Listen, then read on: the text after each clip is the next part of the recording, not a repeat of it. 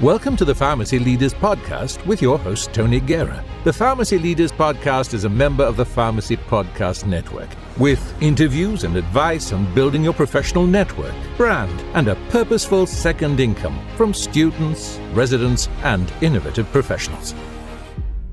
Hi, my name is Ashley Arndorfer, P4 student pharmacist from Creighton University. Today I'm interviewing Sherry Schmidt, Director of Clinical Pharmacy at GRX Holdings. Sherry has a passion for community pharmacy and wants to help move pharmacy forward. She is also involved in her community, and she is the mother to 2 teenage boys. Welcome to the Pharmacy Leaders Podcast. Thank you for having me. Thank you. So, to get started, I want to first ask, everyone's leadership road is a little bit different. Tell me a little about your journey towards first becoming a pharmacist. Well, when I was in high school, we took aptitude tests, and it told you, what kinds of careers might be fit to you. And mine came up in the health sciences field, and so we had to go interview 2 professionals that worked in that field and then do a report. And I was fortunate enough to choose Mark Neeson, who owned Neeson Pharmacy in Corydon, Iowa, and interview him. And after I did my report, I started thinking, I think I might really like pharmacy. So I went back and said, I think I might want to go to pharmacy school. Could I work for you for free in the pharmacy while I'm in high school? I just kind of want to see more about what it's like and if I might enjoy it. And he started laughing, and I thought, oh no, what did I say? And he said, anyone who offers to work for free is hired. And so he gave me a job. And I started literally at the very bottom and worked my way up through the pharmacy. So I started stocking cards and giftware and cleaning the store. And then I got to sticker the order and put it on the shelf, and eventually really become a tech and then start counseling patients. So it was actually the perfect experience, because not only did they have the community retail pharmacy, but they also contracted both the pharmacy and services at the hospital pharmacy. So we provided IVs and medications for people in the hospital, as well as sitting on the P&T committees and being involved in DUR and all of that. And then we also did consulting and providing pharmacy medications for 2 or 3 long-term care pharmacies. Plus, it was a business that he ran, so kind of really was the perfect experience and made me realize that I really wanted to be a community pharmacist. Very nice. Often we hear that where someone ends up is a bit of a surprise for them, or something happens that you didn't necessarily plan before pharmacy school. What were the unexpected turns in your road? I don't know that I ever really had a totally clear plan on where I wanted to end up, other than I really knew I wanted to practice community pharmacy. And I guess probably the biggest unexpected turn is that I did not ever think that I would be in an office position. So now with my director of clinical pharmacy position, I really kind of always saw myself standing behind the counter helping community patients every day. So that's been a big change, although I enjoy that because I do think that I can reach out and help more patients by having that position. Let's talk a little bit more about that. What steps did you take to become the director of clinical pharmacy? I don't know if I intentionally took any steps to become that, but I've always had a passion for helping patients and for doing what was right for the patients and really treating them like they were my own family members. So making sure that they understood their medications and that they were working for them and that we were working collaboratively with our other healthcare providers. So that kind of gravitated me towards pharmacy services. So I was always more interested in providing clinical enhanced services for patients. And I think just doing that in the pharmacy and showing success and seeing how that changed both the practice and patient outcomes gave me the opportunity to have this position. What made you decide to take on a leadership role? I never set out to be a leader, never wanted to be a leader, but sometimes you just find yourself when you're doing the right thing for the profession, all of a sudden you find yourself in that position. And I really still don't know that I would consider myself a leader. I guess maybe I have more of a servant leadership attitude, but I really feel it's very important to give back to others and to give back to the profession. And that was really instilled to me by Mark and the way he treated his community and his patients and the profession of pharmacy. So I really just feel like you have to give back, and it's the right thing to do. And so if that makes me a leader, I will take that. But my favorite quote is Warren Buffett has one that says, someone is sitting under a shade today because somebody planted a tree a long time ago. And I really think that's a great quote. So I hope that I plant a tree today that somebody gets to sit under. We often learn most from our greatest challenge. Looking back on your career, what sticks out to you as one of the low moments? Can you tell that story? I don't know that I've had low moments. I guess I enjoy what I do every day.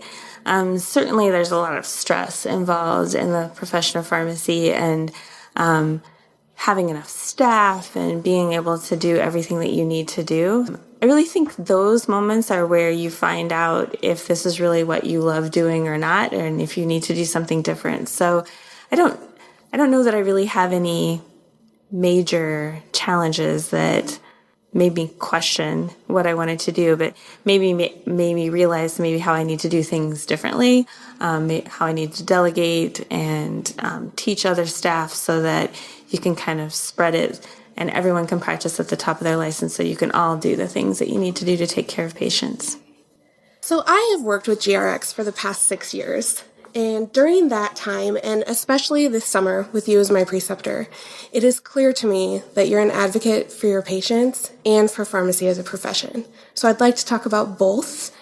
What inspires your passion for patient care? I just really think that every patient deserves to be cared for the way you would care for your mom, your dad, your brother, your grandma, whatever that is. And that's really my goal, is that I don't want to treat anyone differently based on anything. I want them all to have the same type of care. So that's, I guess, where I come from. And that's my hope, is that I can be an advocate for them and help them understand. I think there's a lot of people who kind of get lost in the healthcare system. They maybe don't know what questions to ask or how to ask them, or they maybe don't have a family member that's capable of being their advocate. So I really hope that I can be that person and help them so that they can have the best outcomes and really improve their health and their care. What drives you to advocate for our profession? Oh, that would probably be just really feeling the need to give back, because I've gotten so much out of pharmacy. And again, the servant leadership, I really feel like because of what I've gotten out of pharmacy, that I need to give back to it and leave it better than I found it, hopefully, so that the next generation can take pharmacy profession even further. What are some examples of ways pharmacists can be advocates or be otherwise involved? That's a great question, because I think a lot of times people think that you have to do this big thing, like you have to serve on some huge committee or, donate lots of time. And really it can start with little small things. Like, I think you're an advocate for your profession every time you interact with someone and they understand that you're a pharmacist. So whether it's a patient, whether it's another healthcare provider, whatever that may be. But I really strongly encourage people to get involved in a couple of different ways. Number one is mentor student pharmacists anytime you get a chance, because really I learn more from them than they probably learn from me. So I think that's a great way to give back to the profession. And then the second way is I'm a member of the Iowa Pharmacy Association, and not that you necessarily have to be that membership, although I would encourage it. There could be a national organization that you belong to. But I do think it's important to give pharmacy a voice, and whether that's starting small and volunteering on a committee or just going to a meeting. That's kind of how I got started. I sat on a committee, and then pretty soon I was chairing a committee, and then you become Speaker of the House. And so it just kind of gradually snowballs. But I think the biggest thing is that you have to say yes, even to things that make you feel uncomfortable. So most of the leadership and advocating for the profession, these aren't things that are comfortable for most pharmacists to do. So I think you have to say yes, push your comfort zone, and eventually that becomes comfortable, and then you say yes to something else. Can you think of one moment that had the biggest impact on you through your outreach? Probably serving as Speaker of the House for the Iowa Pharmacy Association. It was the most terrifying and wonderful thing all at the same time, because you're standing in front of all these people and essentially leading the debate and the policy meetings. And really see then eventually down the road how those conversations that we had in that House of Delegates and policy that was passed, how it becomes enacted into legislation later down the road. So I think that was kind of an aha moment for me where I realized like, hey, we're not just standing here talking about, whatever topic this is, but this has the potential to change lives with legislation and make the profession different. Yeah. What visions do you have for the future of pharmacy? I have a lot of visions for the future of pharmacy, and probably none of them are correct, but I really think that people are starting to understand that pharmacists have been trained to do a lot more than we have been doing. So I really think we're moving away from a product-driven workforce into a knowledge-based workforce where we can be part of the healthcare team and collaborate for patients. And so I really don't think it's too far out there to think that pharmacists may not dispense product anymore, or maybe not routinely dispense as much as we do. So I really think pharmacy will move into the pharmacist being a more valued member of the healthcare team.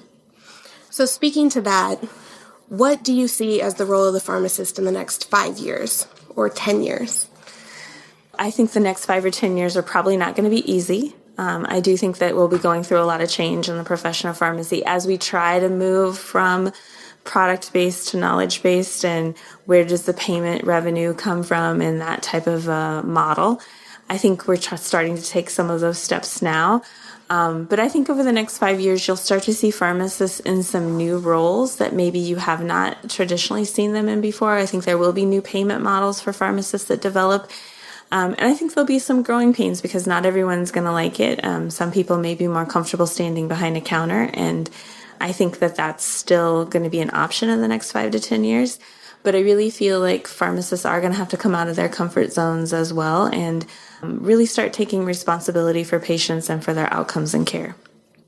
You are one of the luminaries for the Community Pharmacy Enhanced Services Network in Iowa. Tell me more about that. Can we start with the mission of CPESN? The mission of CPESN, I really think, was just founded to be a network of pharmacists for pharmacists. So it was really to further the value and strengthen the position of the community pharmacist in the healthcare model, whether that be with payment models or just giving them a voice and a network and a platform to move forward. How did it get started? CPESN really started in North Carolina, and there was a program there, NCC, and they were showing some very positive outcomes in the value-based care model with Medicaid in North Carolina. And through that, it sort of expanded into Iowa, and IPA was involved along with Troy Trigstad and Ashley Branham from North Carolina. And I really kind of happened to be in the right place at the right time at an IPA meeting, and we were just all kind of sitting around brainstorming, talking about it. Kate Gaynor was there, Randy McDonough, Matt Osterhaus, Bob Greenwood, Ryan Frericks, and we just all kind of decided, we want to make this happen in Iowa, and we think that Iowa is a great place for this to happen. It's kind of always been a leader in pushing the envelope for healthcare and pharmacy. And really kind of an idea grew out of that. Then we had a meeting at Expo and had a great turnout. Pharmacists from all over the state showed up, volunteered to be on committees, wanted to really move this forward. And so it's really been a grassroots starting place where it really kind of started with pharmacists willing to volunteer their time and make sure that this was something that happened. I think it's a little bit of a scary time too because this is something we've always asked for. So now we have to be ready to deliver what we said we could deliver and perform. But I really think that pharmacy is up to the challenge. What is the goal for the pharmacies included in that network? I really think the goal of the pharmacies in that network is that we would be able to show clinical data and outcomes where pharmacists, and community pharmacists especially, can have value in the value-based payment model. So where what pharmacists do every day, day in and day out, directly affects patient outcomes and total cost of care. And so pharmacists would be able to be reimbursed for those types of activities and not just for product. And I really think that the network's job is to make it so that pharmacy has a voice in that. So it's not a payer coming saying, we want to study these metrics for these pharmacies, but where we put together a high quality, high performing network of pharmacies where we can say, this group of pharmacies can do X, Y, and Z, and they do it very well. And this is going to save you this much money and improve these metrics over time with your patients. What kind of impact is it having now? I think it's having a huge impact. So I talked about how it started with maybe North Carolina and then Iowa. There's now several states involved. So I think you're going to start to see this in maybe all 50 states, to where there might be some national contracts instead of just either state or local contracts. CPS in Iowa has expanded.